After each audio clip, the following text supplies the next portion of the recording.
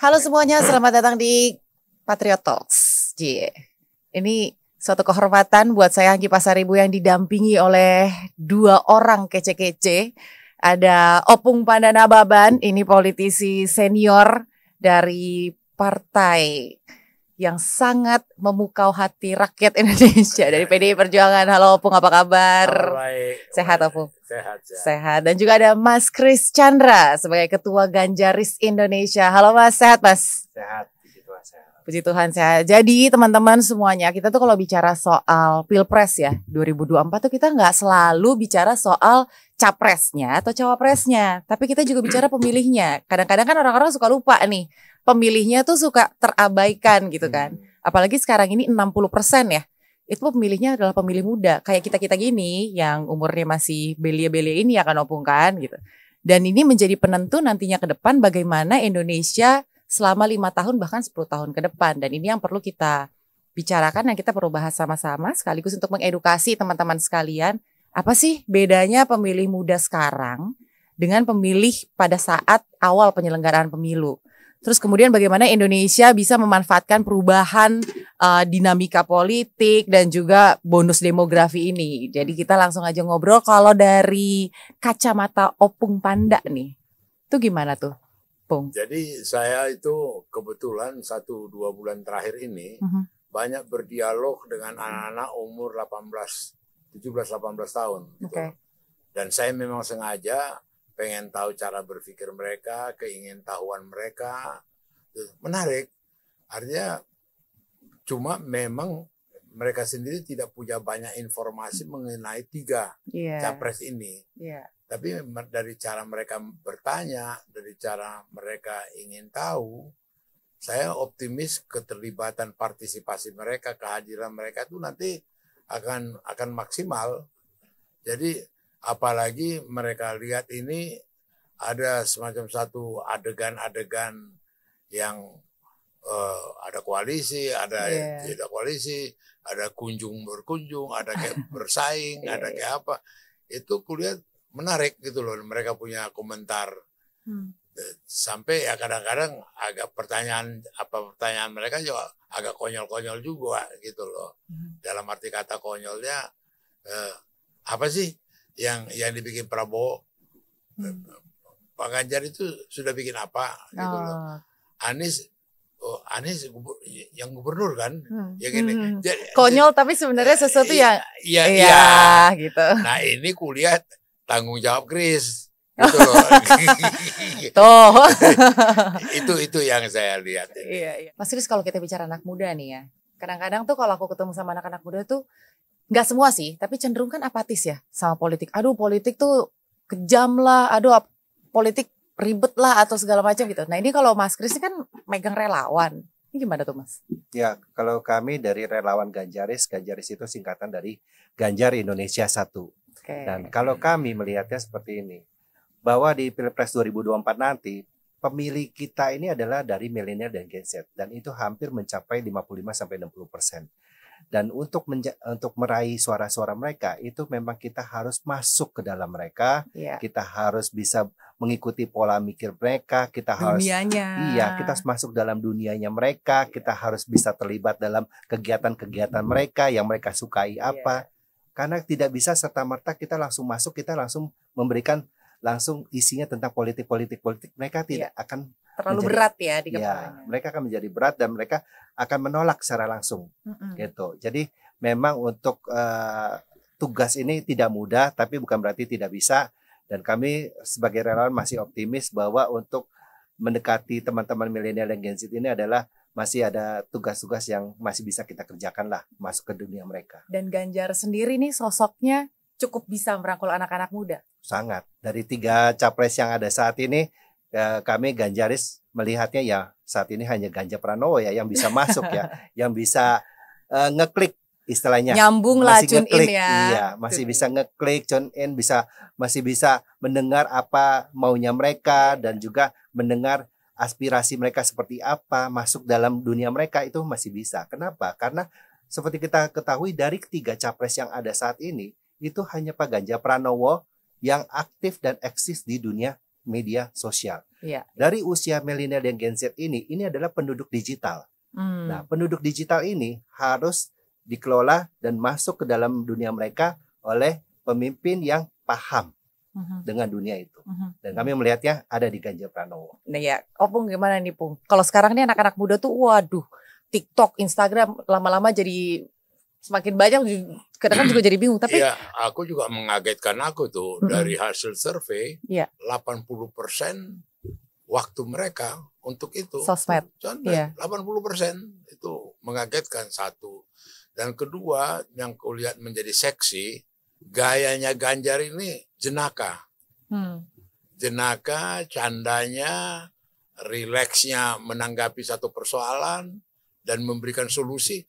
Dia punya attitude, ada magnet gitu loh. Kalau kulihat itu, bandingkan sama yang dua lagi ya. Iya benar. Dia coba tiba-tiba kepepet dia di jalan ketemu ibu-ibu. Iya. Gurauannya sama ibu itu, ketemu anak-anak. Masih nyambung. Iya, nyambung, nggak punya barrier. Nggak punya hambatan psikologis gitu loh. Itu kulihat kekuatan dia yang ini. Dan waktu aku ngomong sama anak-anak muda itu, mereka juga melihat itu.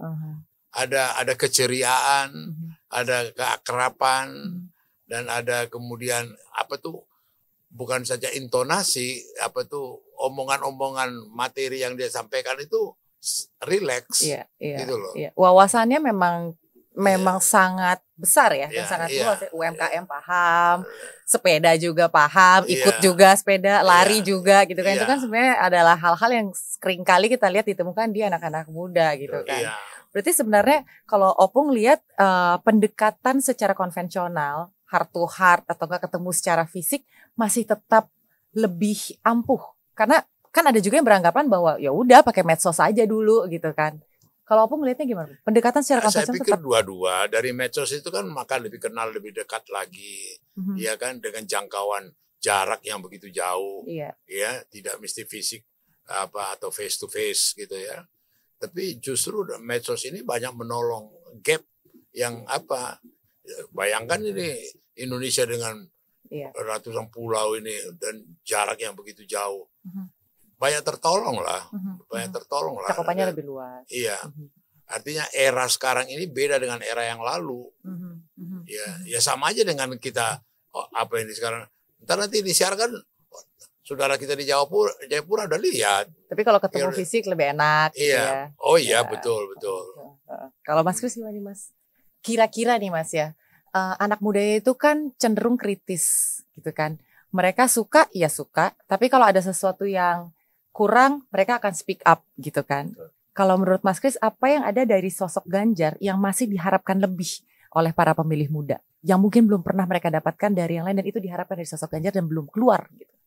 Ya, kalau kami sebagai relawan melihatnya lah bahwa posisi dari seorang Ganjar Pranowo, bagaimana dia berinteraksi dengan teman-teman milenial dan Gen Z ini, dalam beberapa kesempatan kami mengikuti ketika beliau diundang oleh dalam sebuah acara dengan para YouTuber, Instagram, terus sama selebgram semuanya itu hadir itu. Kami melihat cara beliau berinteraksi itu, kekuatan pada diri seorang Ganjar Pranowo ada pada komunikasinya. Komunikasi beliau itu sangat diterima di lintas usia, lintas generasi. Jadi ketika seperti yang apa yang tadi Opung sampaikan itu benar. Jadi ketika ketemu dengan orang yang lebih tua dari dia tahu cara menempatkan dirinya. Ketika dia bertemu dengan yang usia milenial atau Gen Z, itu beliau tahu cara bagaimana masuk dalam pembicaraan, bagaimana berkomunikasi dengan mereka.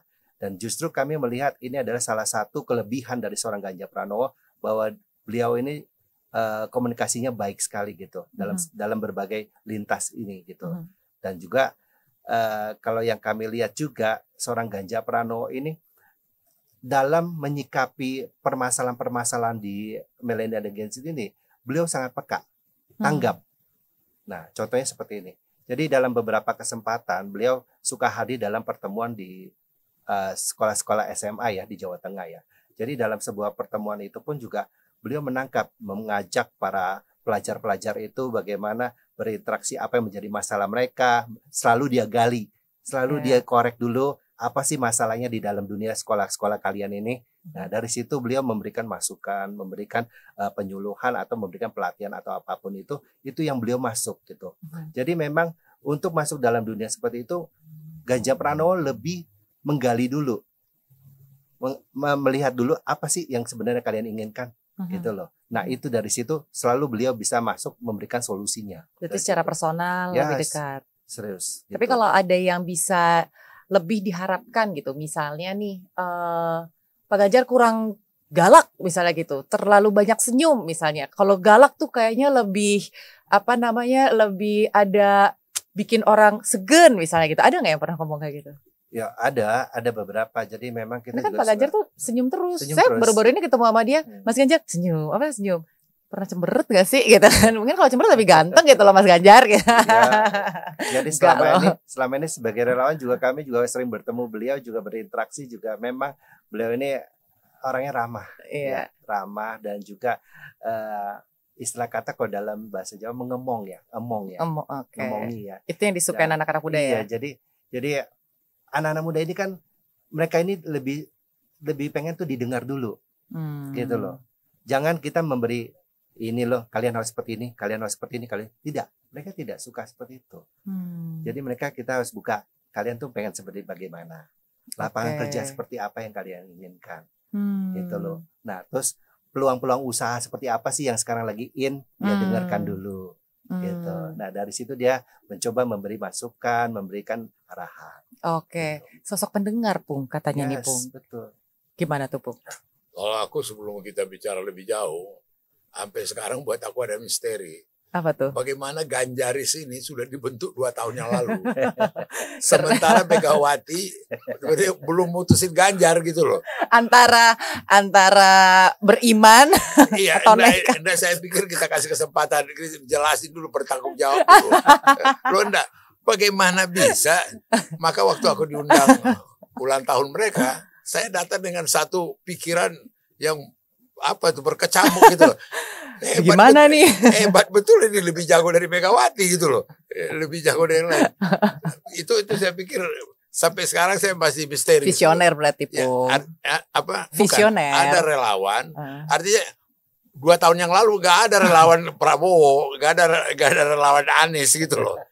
Ini ada relawannya Ganjar. Berarti visioner kan? Yes. Itu kan yang sebenarnya diharapkan juga dari anak muda, selain pendengar, visioner ke depan. 2 tahun aja belum ada suara dari Ibu Mega, tiba-tiba ada teman-teman Ganjaris gitu. Gak, artinya mereka bisa bertanggung jawab gitu loh.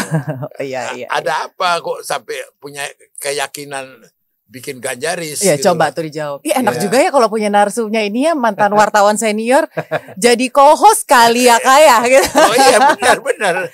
Coba dijawab tuh Mas Kris tuh. Ya, terima kasih jawabannya. Jadi memang pada saat kita Ganjaris ini deklarasi di 1 Juni 2021, itu pada saat itu kita menjadi relawan yang mendeklar mendukung beliau untuk menjadi calon presiden. Kalau mendukung beliau sebagai gubernur kemarin itu sudah ada relawan gubernur ya, relawan beliau yang mendukung beliau sebagai gubernur.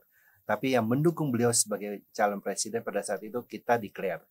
Kita adalah sebagai relawan Ganjaris. Ganjaris itu singkatan dari Ganjar Indonesia 1.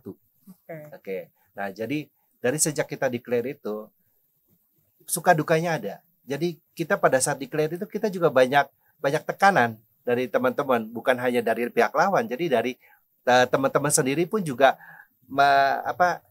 memberikan tekanan kepada kita, untuk apa sih declare dulu? Kenapa sih harus buru-buru? Gitu loh. Nah, kenapa kita harus buru-buru? Bukan masalah buru-burunya, tapi membangun sebuah jalan untuk pemimpin yang akan melanjutkan apa yang sudah dibangun oleh seorang Jokowi itu tidak bisa langsung instan dalam waktu sebulan kita siap. Tidak. 2 tahun lalu kepikiran itu justru. Yes, gitu. Jadi kita membangun seperti itu adalah tujuannya kita mempersiapkan sebuah karpet merah untuk seorang pemimpin yang akan melanjutkan apa yang sudah dikerjakan oleh seorang Jokowi. Apa yang sudah dikerjakan oleh seorang Jokowi ini harus ada keberlangsungan. Iya, betul. Gitu. Kenapa? Karena di 2025 sampai 2035 kita akan masuk puncak krusial kita sebagai bangsa Indonesia, yaitu kita mendapat bonus demografi. Iya. Nah, dari bonus demografi ini dari 2025 sampai 2035 kita akan mendapatkan masyarakat yang produktif dari usia 15 sampai 64. Dan itu jumlahnya sekitar 190 jutaan dari total 273 juta populasi kita. Nah, kalau ini kita tidak manfaatkan, kita sebagai bangsa, kita akan sangat ketinggalan. Ini adalah momentum yang baik. Kita harus bisa memanfaatkan bonus demografi ini untuk loncat menjadi negara yang lebih hebat lagi.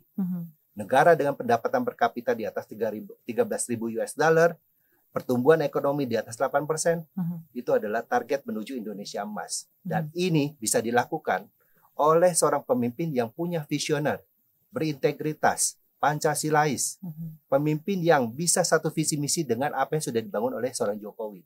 Dan kami melihatnya pada saat itu adalah Ganjar Pranowo. Luar biasa timnya ini. Waktu itu berapa orang, Mas? Waktu itu kita deklarasi dengan pendiri itu sekitar 12 orang sampai 14 orang.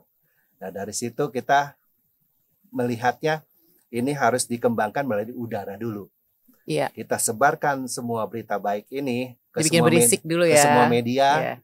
Terus sudah itu setelah semuanya berisik baru kita bangun jaringan di darat. Dan sampai saat ini Ganjaris sudah ada di 33 provinsi. Wih, mantap. 33 provinsi. Iya. Jadi ya nggak heran sih kalau akhirnya sekarang cukup kuat apalagi di medianya. Ya, tahun lalu itu teman-teman dari media juga bilang, Pung, Ganjar ini termasuk yang kuat di medianya. Itu nggak tahu gimana ceritanya kan waktu itu cukup kencang tuh. Nah sekarang memang jadi pertanyaannya nantinya nih how-nya tuh gimana tuh Mas Kris untuk menyiasati perubahan demografi juga penambahan jumlah anak-anak muda yang akan mulai bekerja dan lain sebagainya ke depan. Ya kalau untuk mensiasati itu ya memang harus kita menggenjot produktivitas ya. Selain itu juga kita harus meningkatkan kualitas dari SDM yang ada, menciptakan iklim ketenaga kerjaan yang lebih kondusif, dan menciptakan wirausaha yang inovatif untuk mendukung perekonomian kita. UMKM pun juga menjadi tonggak perekonomian yang harus kita dukung terus. Sampai saat ini 99% UMKM adalah yang menjadi tiang dari perekonomian kita. Dan ini harus tetap kita genjot terus. Dengan segala persiapan tadi Tutupung 2 tahun udah disiapkan timnya. Terus kemudian Ganjar sendiri juga udah banyak melakukan manuver dan segala macam lah sudah dilakukan gitu ya Mas Kris. Sudah efektif untuk menggait seluruh suara dari pemilih muda kalau menurut Opung? Kalau saya lihat ya, saya datang dari sisi lain. Ya. Itu kalau kita amati sejarah Indonesia yang memakai gelar atau sebutan atau satu trademark itu Soekarno is. Soeharto nggak pernah kita dengar Soeharto is atau Gus Duris atau apa, paling Gus Durian atau apa. Ini Ganjar is gitu loh, bahwa kemudian dia kata Indonesia satu, akal-akal orang inilah itu. Tapi kalau kutangkap ada sesuatu trademark yang sekaliber Soekarno. Artinya pengikut Soekarno. Karena saya dulu Universitas Bung Karno tahun 63-64 itu kita itu disebut orang-orang Soekarno is. Jadi dalam pergaulan ketemu dengan mahasiswa-mahasiswa lain dari UI, dari GMNI dan segala macam, wah Soekarno is, gitu kan. Jadi begitu datang Ganjaris, boleh juga ini. Begitu Ganjarisnya Indonesia satu lagi ya. Padahal kalau is dalam Soekarno itu pengikut Soekarno. Iya kan? Betul. Iya, pengikut Soekarno, penganut Soekarno, pengapa Soekarno. Tanpa sadar Ganjaris masuk gitu loh. Kreatif. Itu punya daya tarik tersendiri lah. Kreativitas ya kan? Itu jadi daya tarik. Prabowo is nggak ada. Anies is gitu. Nggak ada. Malah aneh ya. Artinya nama itu sendiri sudah punya hak hidup gitu loh. Iya kan? Itu sama dengan istilah, saya ingat dulu Jenderal TB Simatupang katakan, binatang itu kalau dikasih nama itu punya hak hidup. Sesuatu itu kalau kita beri nama itu punya hak hidup gitu. Nah sekarang relawan ini Ganjar is bukan punya hak hidup lagi, mereka harus mengambil peran penting. Iya. Nah Opung ini kan bisa dibilang politisi senior gitu ya, sudah mengikuti berapa dekade nih gitu kan proses pemilu. Ada yang perlu kita cermati atau kita kritisi atau kita deh sebagai pemilih muda nih harus seperti apa ya Opung ya? Karena kan kita juga harus bisa menyikapi semuanya secara keseluruhan gitu kan. nggak bisa cuma sekedar oh ya ikut-ikutan iya nih Ganjar seru keren masuk. Jadi gini ya, kalau nyampe ke pertanyaanmu itu, terus terang aja Ganjar ini sangat diuntungkan oleh Jokowi. Kenapa? Jokowi ini sudah hampir 10 tahun punya trademark di rakyat. Bayangin sampai 82% hasil survei yang mengapakan dia. Dan itu dinikmati oleh Ganjar. Gitu loh, Ganjar itu pengikut Jokowi. Ganjar itu dibesarkan oleh partai yang sama dengan Jokowi. Ya. Ganjar itu melalui tapakan-tapakan yang juga Jokowi pernah jadi gubernur. Dia gubernur. Jadi saya melihat terus terang Ganjar ini sangat diuntungkan. Loh, bukan aku mau kecap atau mau tambah-tambahin. Enggak. Karena apapun sekarang di hati rakyat sudah terpatre. Nah, ada lagi sekarang namanya koalisi perubahan. Siapa yang nggak nikmat ada koalisi perubahan? Karena Jokowi sudah melakukan bertahun-tahun perubahan. Gitu loh. Jadi bagus ini pakai paten ini. Dia nggak sadar mengkampanyekan Jokowi gitu loh. Kan ada koalisi perubahan. Waduh, aku senang sekali tuh koalisi perubahan itu. Aku gak usah sebut partai-partai mana itu. Oke. Tapi begitu koalisi perubahan. Sudah mengklaim bahwa perubahan itu sebetulnya sudah ada gitu maksudnya kan. Bukan soal mengklaim itu sudah ada. Ya itu Jokowi. Yang tidak selama ini ada tolol, yang selama ini rakyat nggak dapat sertifikat tanah, yang selama ini harga BBM di seluruh Indonesia yang diambil, betul-betul dia lakukan perubahan-perubahan, yang nggak ada bendungan, yang nggak ada perubahan. Jadi ada sekarang satu kelompok membuat perubahan. Waduh bagus ini. Ini sih menopang Jokowi ini gitu loh. Jadi either way tetap aja memberikan keuntungan gitu maksudnya Mas Kris ya. Di situ jago Ganjaris. Gimana tuh Mas Kris? Ya kalau kami dari Ganjaris kan semuanya rata-rata berangkat dari relawan Jokowi juga. Nah, ketika kita mendukung seorang Ganjar bukan berarti kita melupakan seorang Jokowi, tidak. Sampai kita di Ganjaris pun mempunyai hashtag namanya Jokowi di hati, Ganjar di nanti. Oh iya. Jadi kita pun sampai Ganjaris pun bikin seperti itu. Kenapa? Kita tidak akan pernah melupakan apa yang sudah dikerjakan oleh seorang Jokowi. Perubahan yang sudah beliau lakukan dari yang selama beliau lakukan selama 8-9 tahun saat ini itu menimbulkan sebuah atensi yang sangat-sangat terpatri di hati masyarakat. Ketika beliau kedatang kunjungan ke daerah, yang rata-rata masyarakat tunggu itu bukan kepala daerahnya. Ketika mereka itu mendengar seorang presiden akan datang, mereka bisa meninggalkan semua aktivitas mereka hanya untuk berdiri di pinggir jalan untuk menemui seorang presiden. Gitu loh. Dan tingkat kepercayaan masyarakat sampai saat ini sesuai dengan LSI Denny JA kemarin itu sudah 90% Opung. 90%. Tidak ada dalam sejarah tingkat kepercayaan masyarakat kepada pemimpin yang di akhir masa periodenya masih dicintai dan masih setinggi itu. Itu artinya rasa cinta masyarakat Indonesia kepada beliau sangat tinggi. Jadi kami melihat Ganjaris bahwa Ganjar Pranowo yang selalu menyebut bahwa mentornya adalah Pak Jokowi, dan kami percaya bahwa seorang Jokowi sudah jelas pasti akan mengusung Ganjar Pranowo. Jadi terus terang ya, tanpa sadar dan kenyataan, akomodasi dari keinginan 3 periode, akomodasi daripada keinginan memperpanjang masa jabatan dirangkum oleh Ganjar. Dia menjadi manifestasinya. Dia menjadi sosok yang menggantikan itu. Secara 3 periode melanggar konstitusi. Perpanjangan itu juga melanggar konstitusi. Tapi kerasa keinginan dan keapaan terhadap itu diakomodasi dia. Waduh, Ganjar udahlah 1 putaran menang lah. Kalau menurut aku ya. Dengan kondisi yang diciptakan bukan oleh siapa? Oleh perjalanan politik, oleh sejarah. Bukan didesain oleh seseorang tokoh politik. Gitu loh. Ribut 3 periode, perpanjang, ini segala macam. Nanti dulu. melanggar konstitusi.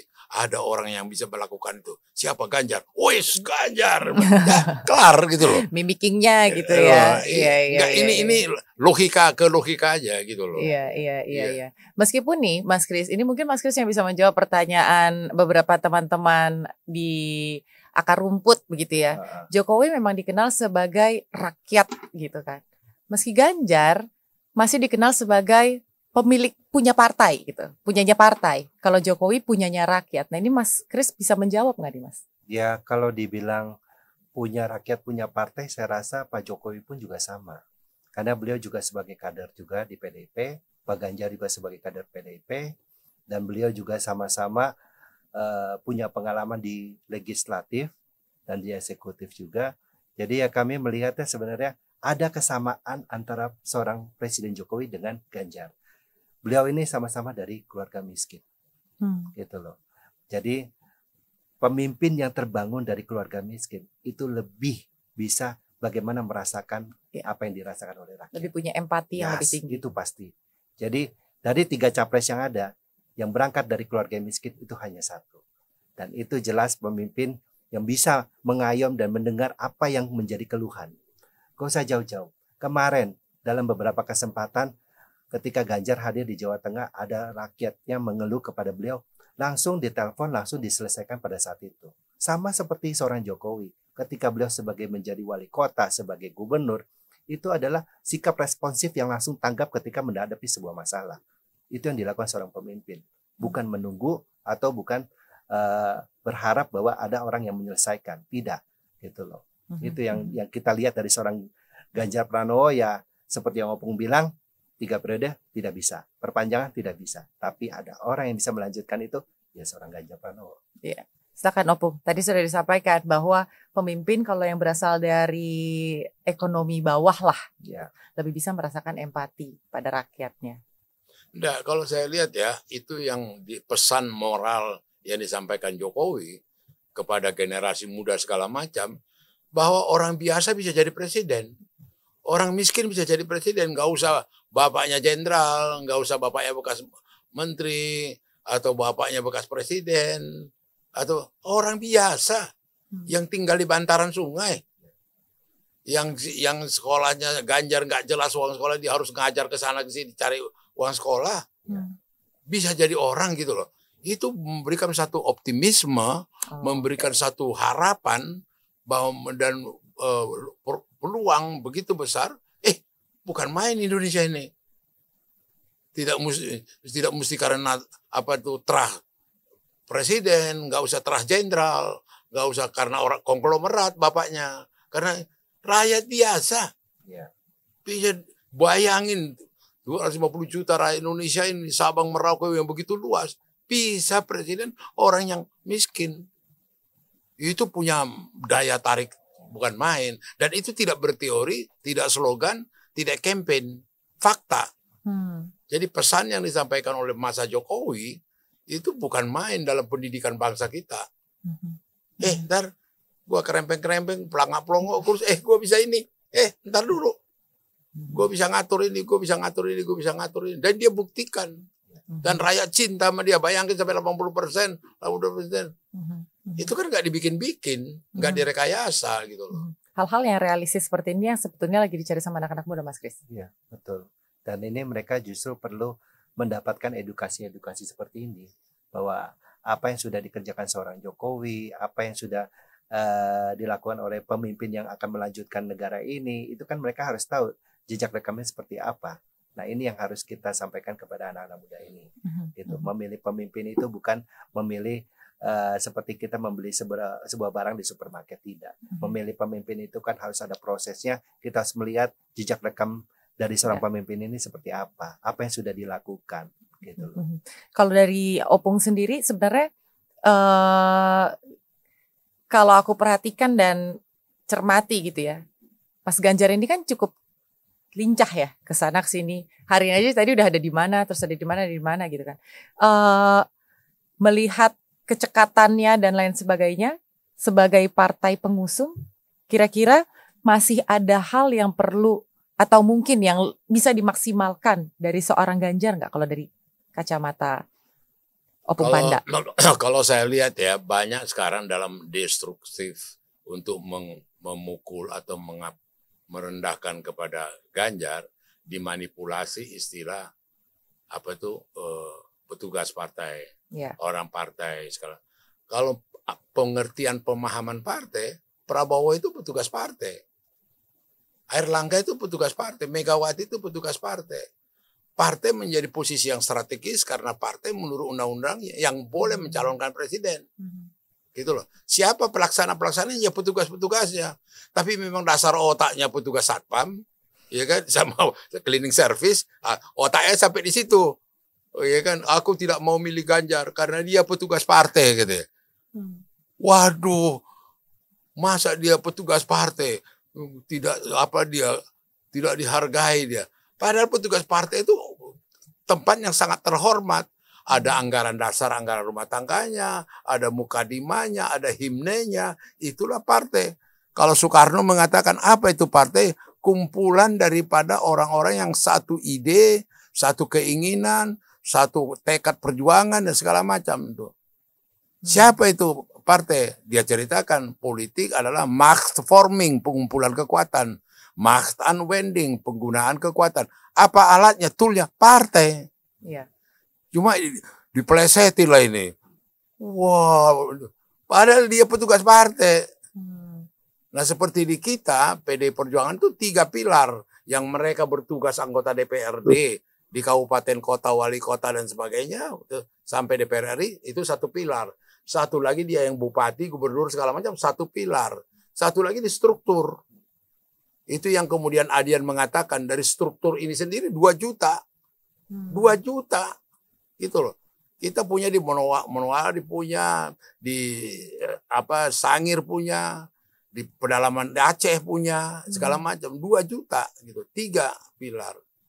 Wah, kebanggaannya bukan main. Mau dipeleseti. Gitu loh. Karena memang otaknya otak satpam gitu loh. Gimana? Dia pikir petugas satpam gitu loh. Petugas partai, wah menghina, merendahkan Ganjar.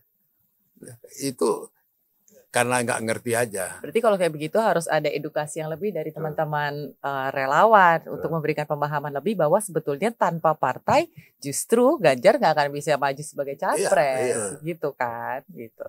Tapi juga penyebutan petugas partai itu kan memang ini di tahun politik, jadi mulai digunakan untuk menyerang seorang Ganjar. Tapi sebenarnya penyebutan petugas partai itu kalau kita melihat secara logika, Pak Jokowi ini presiden, tapi beliau pun juga petugas partai. Tapi apakah yang beliau lakukan itu tidak berhasil? Berhasil, memberikan perubahan. Banyak yang sudah dibangun, banyak yang sudah diberikan kepada rakyat. Jadi penyebutan petugas partai bukan berarti semuanya konotasi negatif.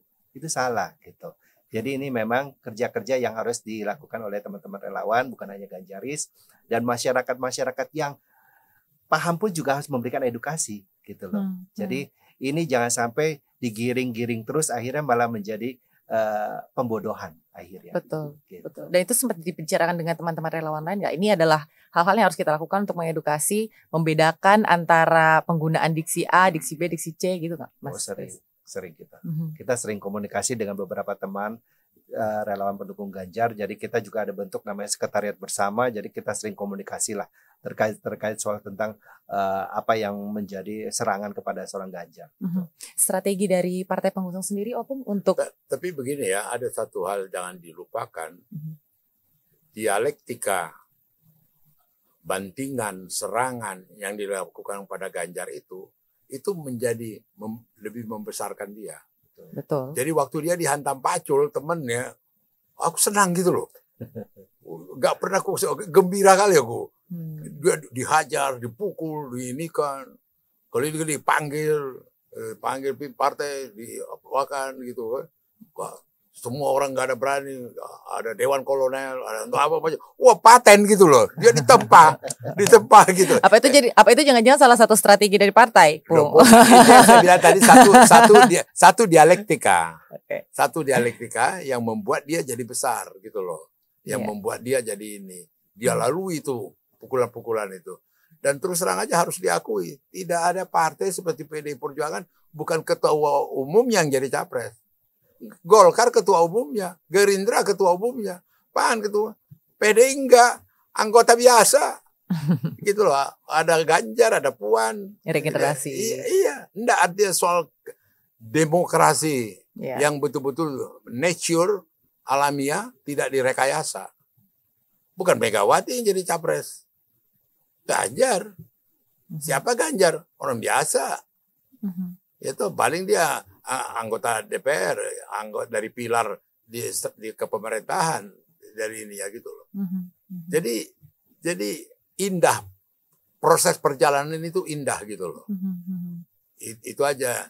Cuma saya masih tetap kecolongan, kok bisa Ganjaris 2 tahun yang lalu itu sama aku menjadi misterius gitu.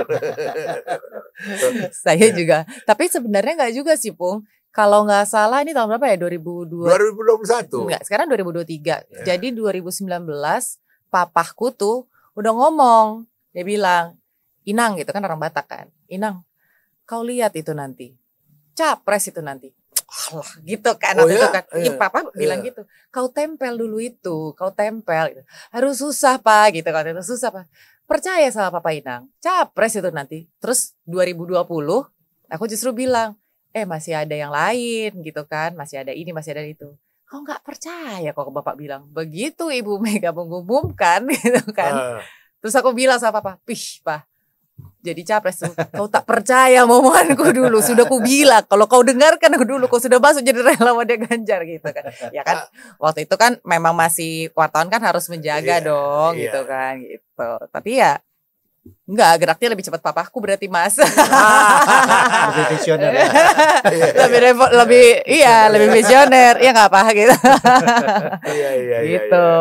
Tapi ya sebetulnya which is good sih, karena ketika teman-teman percaya dengan sosok Ganjar ini kemudian dibangun dan medianya juga dibuat gitu kan, akhirnya citra dan juga pengenalan akan sosok Ganjar ini akhirnya bisa terlihat gitu. Tapi kalau Mas Kris kan sebenarnya banyak ya isu-isu yang sempat lalu lalang lah. Kalau tadi Opung sempat bilang justru itu bagus karena dengan diomongin yang negatif, dengan macam-macam lah, justru malah membuat nama seorang Ganjar ini semakin naik gitu kan elektabilitasnya gitu. Tapi ada juga nih Mas Kris, katanya kok Ganjar nggak nempel-nempelin banget gitu ke Pak Jokowi gitu kan supaya dapat endorsement secara langsung katanya kayak gitu. Nah itu gimana tuh Mas Kris? Ya dekat dengan seseorang itu kan bukan artinya harus berdekatan, enggak kan? Jadi ya kedekatan seorang Ganjar dengan Pak Jokowi ini kan bukan terjadi setahun 2 tahun ini. Betul. Bukan. Kedekatan Ganjar Pranowo dengan Jokowi ini kan sudah berlangsung lama. Beliau ini kan selalu mengatakan bahwa mentor saya di dalam dunia pemerintahan dan politik ini adalah Jokowi. Beliau selalu sampaikan begitu. Jadi nggak perlu harus kelihatan banget mepet gitu kan ya? Atau bikin baliho sama gitu loh. Kayak gitu. Opung jujur banget. Bukan. Aku udah bilang sama teman-teman yang dekat dengan Prabowo. Aku bilang, kalau bikin begitu Prabowo dengan Jokowi, rasa percaya diri nggak ada. Harus dibikin Jokowi baru paten. Kalau saya nggak suka, tambah banyak bikin itu. Iya, jangan tambah seluruh jalan tol. Lalu apa gitu loh. Istilah anak-anak sekarang pansos gitu ya. Jadi nggak percaya diri, nggak yakin, harus ditempelin itu gitu loh. Sedih juga. Tapi kalau aku gak suka, tambah banyak, kurang keren itu. Berarti kalau kayak gitu apa yang sudah dilakukan oleh seorang Ganjar Pranowo sudah tepat nih? Sudah tepat dong. Iya, udah tepat dong. Kalau saya lihat secara psikologis kejiwaan di hati rakyat, sudah dilihat menjadi duplikatnya daripada Jokowi. Sudah bisa dikatakan sebagai penerus Jokowi. Iya, karena jejaknya Jokowi, apanya Jokowi dan segala macam. Karena dia dari kader yang sama, ya kan? Dia dari partai yang sama, dibesarkan sama. Dan punya pengalaman lagi sebagai gubernur 9 tahun, 10 tahun. Jadi bukan abal-abal gitu loh. Ya sama itu. Jokowi juga di wali kota sama di gubernur dia pernah hampir 10 tahun baru jadi presiden. Gitu loh. Nah, Mas Kris, Ini sih saya cuma penasaran aja gitu. Ini kan relawan Ganjar kan banyak gitu kan. Mas Kris salah satu ketuanya gitu. Pasti banyak suara nih buat sosok Ganjar karena ingin Ganjar nih menang gitu kan. Pasti kan banyak suara. Mas Ganjar ini dong, Mas Ganjar ini dong, ini dong. Nah, gimana sih caranya Mas Ganjar ini berinteraksi dan merespon para relawan-relawan ini? Ya, jadi Apa ya atau akhirnya gimana ya Kris ya, itu katanya ibu itu tuh aku harusnya begini loh, itu tadi katanya gimana, jadi ada diskusinya atau cuma kayak ya gimana sih Mas? Jadi beberapa kali kami membuat virtual Zoom dengan Pak Ganjar. Jadi dalam beberapa virtual Zoom itu bukan hanya di Ganjari saja, tapi relawan lain pun juga ada bikin seperti itu dengan Pak Ganjar. Karena dengan keterbatasan waktu beliau untuk bertemu secara fisik itu kan agak susah. Ya? Jadi makanya digunakanlah virtual Zoom. Ya. Nah, dalam virtual Zoom itu pun Ganjar menyapa. Ganjar menyapa relawan, Pak Ganjar memberikan arahan, Pak Ganjar memberikan masukan kepada teman-teman relawan, bagaimana kita harus bergerak, bagaimana kita harus mengantisipasi, dan bagaimana kita harus bersikap mengkampanyekan beliau.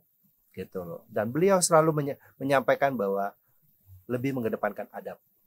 Lebih mengedepankan adab dalam mensosialisasikan beliau. Dengan cara-cara yang santun, tidak perlu menyebarkan hoax atau fitnah, tidak perlu saling bully. Jadi selalu beliau mengingatkan kita dan selalu memberikan arahan kepada kita. Ini yang dilakukan seorang Ganjar Pranowo. Walaupun dengan keterbatasan beliau, jam berapapun beliau selalu siap untuk bisa bertatap muka secara virtual. Gitu loh. Namun beliau selalu menyampaikan ketika ada kunjungan beliau, kalau dari saat ini kan beliau kan masih sebagai gubernur ya. Jadi dari Senin sampai Jumat masih melakukan aktivitas sebagai gubernur. Nah, Sabtu Minggu adalah waktu yang beliau gunakan untuk urusan partai dan urusan relawan. Nah, di situ selalu beliau membuka ruang seluas-luasnya untuk bertemu dengan relawan. Menyapa relawan, dengan partai juga. Jadi dengan keterbatasan beliau, dengan kesibukan beliau sangat-sangat memperhatikan relawan, sangat. Ya, gimana Pak Panda? Dan terus terang aja fenomena aku lihat sekarang bandingkan dengan yang lalu, banyaknya relawan tumbuh apa itu mengagetkan aku.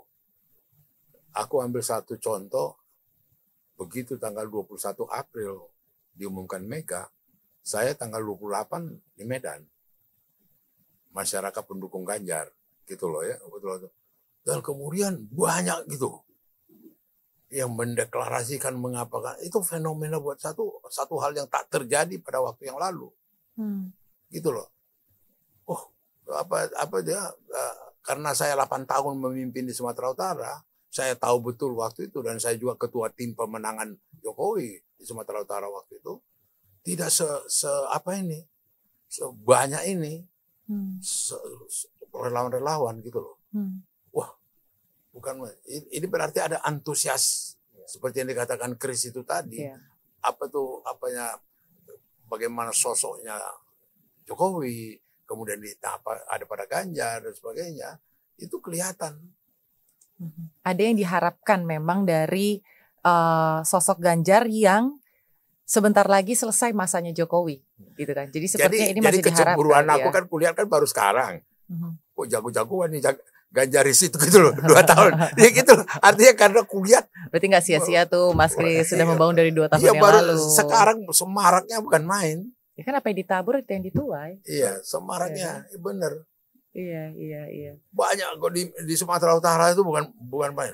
Tapi ada satu, aku baru ngeh karena Opung sampaikan. Tadi kan aku punya pertanyaan, apa yang kira-kira perlu diasah oleh sosok Ganjar Pranowo nih? Ini saran dari Anggi Pasaribu. Tahu nggak apa? Apa itu? Bisa bahasa Batak, dikit aja. Lagu Batak sedikit, karena tadi kan katanya tuh di Medan tinggi sekali antusiasnya kan. Orang-orang Halahita ini gitu kan. Ya berarti itu tuh 1-2 lagu gitu bahasa Batak. Sik betul berikam ke atau Sindang Gartulo gitu.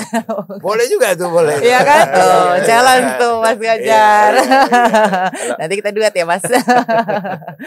Iya. Kalau Opung yang sudah kasih instruksi aba-aba itu lancar ini. Tapi kemarin aku sempat tulisin, Pung, menyapa orang Batak, karena kan sempat kunjungan ke Medan tuh. Jadi sempat ditanya, ini kalau nyapa orang Medan bilangnya apa? tahu nih, Horas apa masuk di Instagramnya gitu. Iya, memang mudah-mudahan harapan ini dan apa yang sudah dibangun ini nggak cuman rame sekarang aja sih, tapi nanti sampai pemilu, bahkan kalau nanti memang Tuhan izinkan menang dalam satu putaran, ya ini masih terus bisa menjaga apa yang menjadi keinginan atau jadi visi misi beliau untuk Indonesia kan. Gitu. Pung, sebagai senior nih, kan semua pada bilang untuk melanjutkan pembangunan Jokowi gitu. Prioritas yang perlu dilakukan oleh seorang Ganjar kira-kira tuh kebijakan Jokowi yang mana tuh? Saya pikir ya ada satu hal yang menjadi satu tanggung jawab sama dia. Dia mesti tetap menjaga kedekatannya dengan rakyat. Mendengar rakyat. Gitu loh. Itu kenapa saya kritik waktu itu anaknya Jokowi. Dia bisa nggak menangkap bagaimana Jokowi 40 kali melakukan pertemuan mindahkan pasar. Sebenarnya dia mau dengar hati rakyat. Gitu loh. Begitu dia tahu hati rakyat, pesta mereka pindah. Pesta betul itu yang di Solo gitu loh. Nah ini nggak ditangkap sama Gibran. Dia bilang sama Naswa, kalau saya cukup 3-4 kali pindah. Gitu. Wah ini anak bisa ditegur gitu loh. Nggak dia bisa tangkap bapaknya. Punya style gitu loh. Nah kembali ke pertanyaanmu tadi, Ganjar juga begitu. Artinya saya lihat dengan gaya style dan apa dia nggak ada punya barrier dengan rakyat. Satu, kemudian background kebetulan bukan berarti persyaratannya miskin dulu jadi presiden. Kebetulan yang dimaksud Chris tadi itu datang dia dengan latar belakang keluarga yang miskin begitu loh. Dan bisa jadi presiden. Gitu loh. Jadi indah itu apanya itu semua nih varian-variannya ini gitu loh. Iya. Seksi lah. Ya, dari latar belakang yang sama, pembawaan yang sama. Iya, seksi gitu loh. Kalau Mas Kris pernah nggak ngobrol sama Mas Ganjar atau mungkin sempat disampaikan gitu oleh teman-teman relawan, ini ada yang paling urgent nih Mas Ganjar, kebijakan Presiden Jokowi yang kalau nanti terpilih ini nggak boleh sampai misalnya IKN gitu kan, harus tetap dijalankan atau apa atau lain sebagainya, mungkin bisa di-sharingkan. Ya, kalau cara khusus untuk membahas soal itu belum. Tapi paling tidak saya suka menyampaikan kepada Bapak bahwa seperti yang Opung sampaikan bahwa kami sebagai relawan, kami tidak berharap banyak. Kami hanya ingin beliau mau merakyat, tetap merakyat, mau mendengar. Paling penting adalah mendengar gitu, dan mau melakukan apa yang selalu menjadi tujuan awal kenapa dia harus menjadi seorang presiden gitu loh. Nah, apalagi kalau kita lihat saat ini sebentar lagi kita sudah mau masuk dalam bonus demografi yang kita terima ya. Jadi jika nanti Pak Ganjar menjadi presiden, amin, ya jelas ada begitu banyak tantangan permasalahan bangsa yang sudah menunggu. Termasuk tentang bonus demografi ini. Ini salah satu yang menjadi perhatian Mas Ganjar ya? Bonus demografi ini sepertinya. Jadi ada sekitar 190 juta masyarakat produktif yang nanti harus dipikirkan lapangan kerjanya seperti apa. Betul. Nah ini harus menjadi PR besar, karena itu juga selain itu kedaulatan pangan juga menjadi konsentrasi utama. Gitu loh. Seperti yang kemarin kita lalui, ada COVID, terus ada perang. Kalau kita bukan negara yang kaya dalam arti dengan sumber daya alam yang kita punya saat ini, kita mungkin sudah bangkrut. Tapi dengan adanya COVID dan perang seperti kemarin, kita masih bertahan dengan ekonomi yang baik. Pertumbuhan ekonomi yang baik. Itu kalau bukan karena didukung oleh sumber daya alam kita yang begitu banyak, itu nggak mungkin bisa bertahan seperti itu. Jadi memang pembangunan infrastruktur SDM juga menjadi konsentrasi utama. Dan saya rasa ini akan menjadi masukan dari teman-teman relawan nanti kepada beliau. Nanti akan disampaikan secara terpisah mungkin. Dan saya pun kadang suka memperhatikan itu juga Opung dan juga Mas Kris ketika melihat anak-anak sekolah gitu ya. Terus S1, S2 gitu. Terkadang berpikir ini lapangan kerja nanti gimana ya gitu kan. Apalagi dengan perkembangan zaman. Bersyukurlah kita itu masih di negara yang masih membutuhkan tangan dan kaki manusia gitu untuk menghasilkan sesuatu. Beberapa waktu lalu saya pergi ke Jepang, itu semua udah mesin, Pung. AI. Ya, semua AI. Even mau bayar makanan gitu ya, Cashless. cashless, semua cashless, dan semuanya hanya diarahkan, kita semuanya by mesin gitu kan. Satu sisi keren, teknologinya numero uno gitu. Tapi I told to my dad kayak, entah kenapa aku bangga sih jadi orang Indonesia. Berapa banyak orang masih bisa makan, UMKM berjalan, yang bikin tenun, bikin batik atau apapun jalan. Tapi saya juga sepakat bahwa bonus demografi yang besar ini, Pung, dan juga peningkatan tenaga kerja, dan ini kan bukan perkara yang mudah sebenarnya, sangat kompleks. Nah ini gimana, Opung Jadi Panda? kalau saya lihat ya, kelemahannya Pak Jokowi, dan saya juga udah sampaikan ke dia itu, pemberantasan korupsi. Aku bilang, Mas, nggak keras, nggak jelas gitu loh. Kenapa? Banyak contoh-contoh yang saya gambarkan ke beliau, tidak ada drive untuk mengapakan pemberantasan korupsi. Dan ini juga menjadi tugas tanggung jawab nanti Ganjar. Iya kan? Dan saya artinya bisa melihat bagaimana seorang dirjen sudah ditangkap dalam di Gunung Sahari tinggalnya, nggak sampai 1 kilo dari Kementerian Perhubungan, ditangkap KPK di kamarnya, berapa ratus miliar bertumpuk-tumpuk ini. Kok si menterinya tidak ada drive? Kok si menterinya, si dirjennya nggak ada ini kan? Jangan korupsi kau ya, jangan presiden kita nggak korupsi ya, dan segala macam gitu loh. Nah kemudian saya jadi ingat, pertama kali Prabowo jadi menteri, dia katakan ke saya terkesan pidato presiden di awal kabinet, jangan korupsi. Jangan korupsi. Tapi cuma asal jangan korupsi, tindakan ke apanya itu enggak. Begitu dia bilang jangan korupsi, ditangkap 2 menteri. Satu dari Gerindra, satu dari PDI. Waktu itu. Kemudian ada lagi belakangan ini. Drive, itu yang saya lihat terus terang kekurangan dia dalam mengapakan korupsi ini. Institusinya itu kayak apa? Itu sama dengan waktu penggantian Jaksa Agung. Dia butuh waktu 2-3 tahun. Hanya karena tengkang rasa dengan Surya Paloh. Nggak mengganti yang dari Nasdem gitu loh. Begitu diganti dengan Jaksa Agung baru, langsung bubab. Jiwasraya, Asabri, apa Garuda, dan segala macam. Tapi udah tenggang waktunya gitu loh. Jadi yang saya omongin ini, saya udah omongin sama beliau juga. Bukan karena wawancara ini aja. Moga-moga beliau dengar ini omongan kita ini. Artinya nggak kembali lagi yang dikatakan. Artinya tugas seperti apa Ganjari, relawan-relawan, ada juga yang harus juga berargu soal ini, gitu loh, ya kan? Yang kita juga nggak bisa mengelak dari tanggung jawab ini, gitu loh. Dan juga tidak bisa jadi slogan-slogan. Harus ada tindakan yang konkret, gitu loh.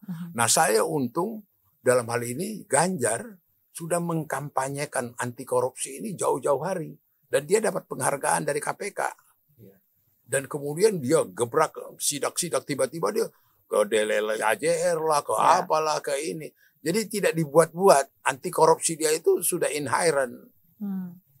Inherent itu dia track record dia dalam pemberantasan korupsi meyakinkan gitu loh. Berarti ini menjadi salah satu perhatian juga dari Opung Panda, bagaimana memberantas korupsi. Itu terus terang masih masa Jokowi masih lemah lah, terus terang aja aku bilang. Bisa dilanjutkan oleh pemerintahan Ganjar kalau nantinya memang lebih ditingkatkan lagi. Jadi PR baru. Itu dia 1 putaran. Amin. Amin. Amin. Boleh bilang amin kan? Boleh bilang amin kan? Iya. Gimana Mas, ada tanggapan Mas? Iya, saya sepakat dengan yang Opung sampaikan. Jadi memilih seorang Ganjar itu memang memilih seorang pemimpin yang seperti kata Pak Jokowi, bahwa Pak Ganjar ini mempunyai 2, yaitu berani dan nyali. Pak Ganjar ini punya sikap beraninya dan punya nyali. Dan itu tertuang bagaimana beliau mengatasi permasalahan soal tentang radikalisme, intoleran. Nah, yang terjadi di Jawa Tengah, beliau sikat babat semuanya. Termasuk soal tentang korupsi tadi yang Opung sampaikan, itu benar. Penghargaan-penghargaan bahkan dari seorang ketua KPK pun menyatakan bahwa Jateng menjadi contoh bagaimana provinsi yang tidak korupsi. Jargon yang dibuat oleh Ganjar Pranowo sebagai gubernur Jawa Tengah yaitu boten ngapusi, boten korupsi. Nah, itu yang membuat dia menerapkan ke semua level dari atas sampai ke bawah. Semua ASN yang ada di Jawa Tengah itu selalu gitu. Jadi beliau selalu mengatakan kalau ada niat seperti itu, mendingan keluar sebelum saya ketemukan. Gitu. Selalu. Jadi urusan korupsi, urusan terorisme, intoleran, kami melihatnya beliau bisa melanjutkan saat menjadi presiden. Oke. Kalau gitu nih udah detik-detik pertanyaan terakhir nih, Opung Panda deh, kalau bisa memberikan pesan untuk seorang Ganjar, kan politisi senior. Enggak, kalau pesan, dari bapak ke anak lah. Kalau pesan saya terus terang dipengaruhi sama dipengaruhi gini. Kenapa udah 2 tahun ini bukan begitu? Bukan. Dipengaruhi kayaknya. Artinya relawan-relawan punya tanggung jawab besar. Relawan-relawan mesti lebih aktif lagi. Relawan-relawan mesti lebih cerdas lagi. Relawan-relawan mesti lebih cerdik lagi. Waspada tinggi, semangat ini gitu loh. Semua relawan yang mengatakan kepada itu apa pesan saya. Karena tantangan ini besar. Yang dihadapi juga bukan main-main.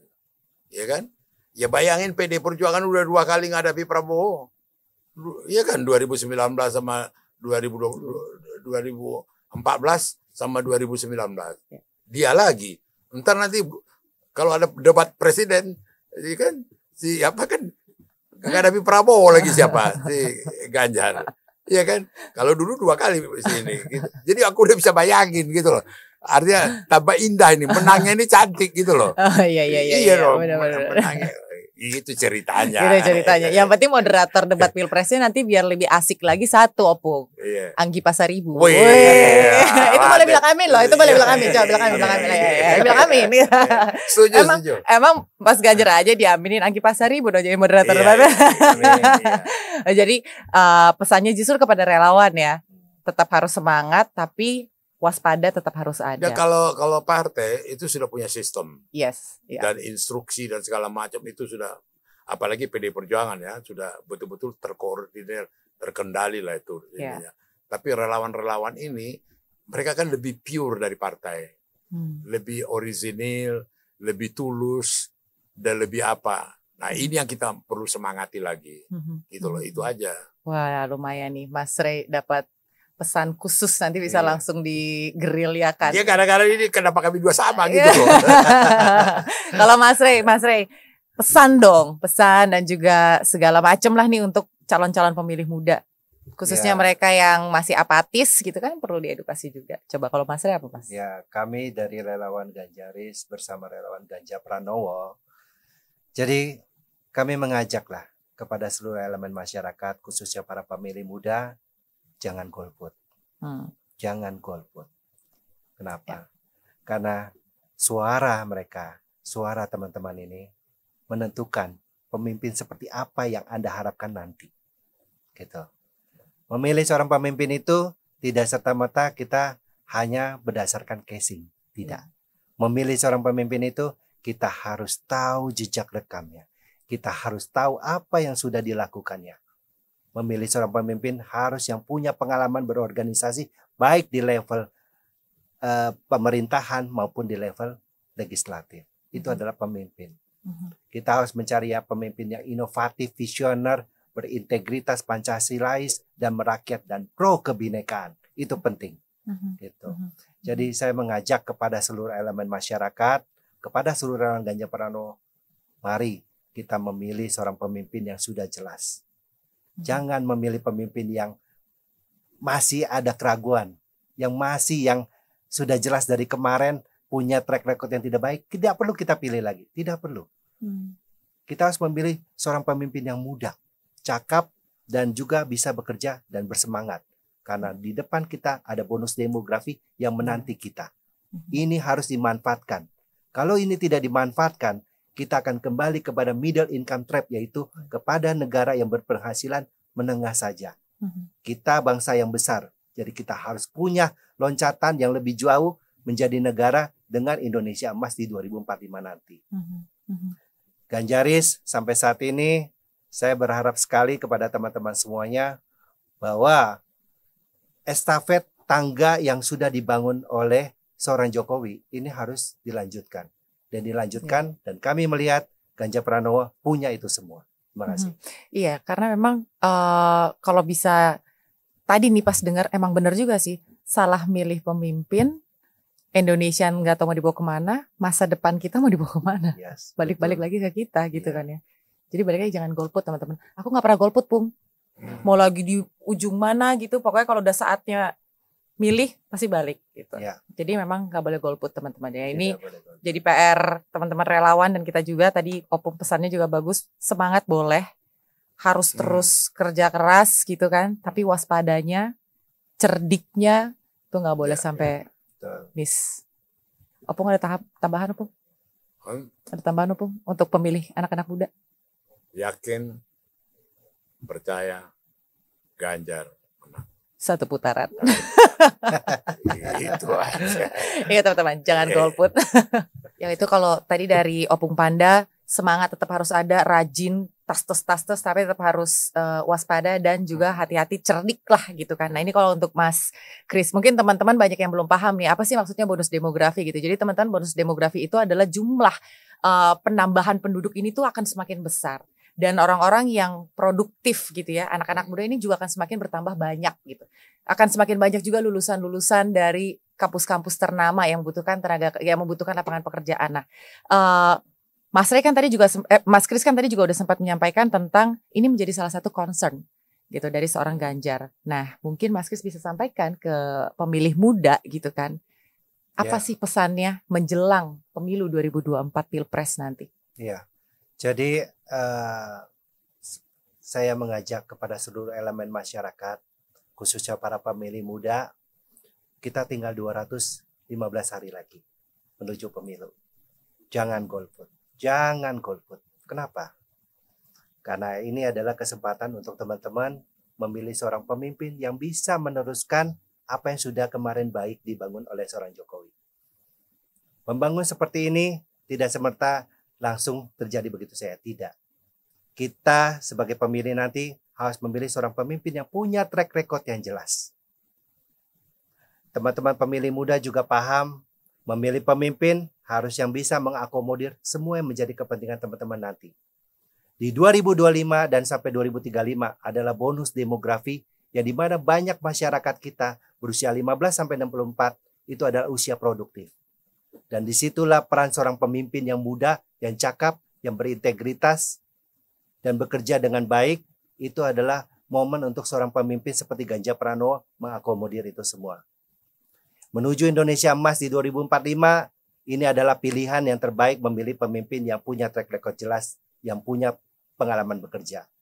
Saya rasa teman-teman, masyarakat semuanya juga sudah cukup cerdas, memilih seorang pemimpin tidak bisa asal.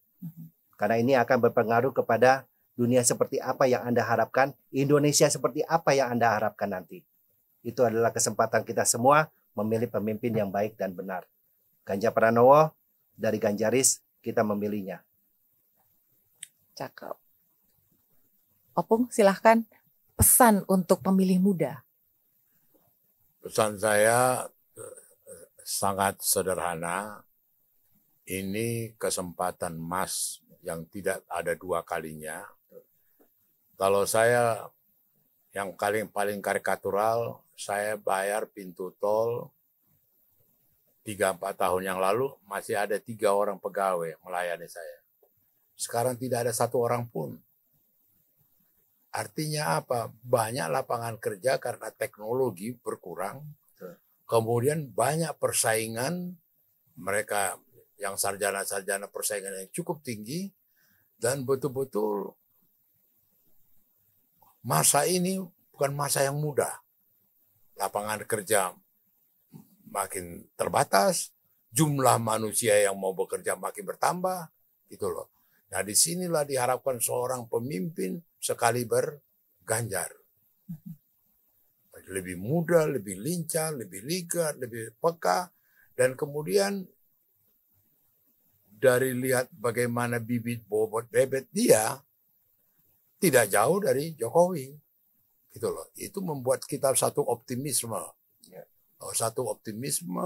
bahwa ini nih satu. Yang kedua, golput itu golongan putih. golongan putih itu saya mengabaikan takdir. Dia diberikan hak suara. Satu suara. Yang dibilang suara rakyat itu adalah suara Tuhan. Diabaikan.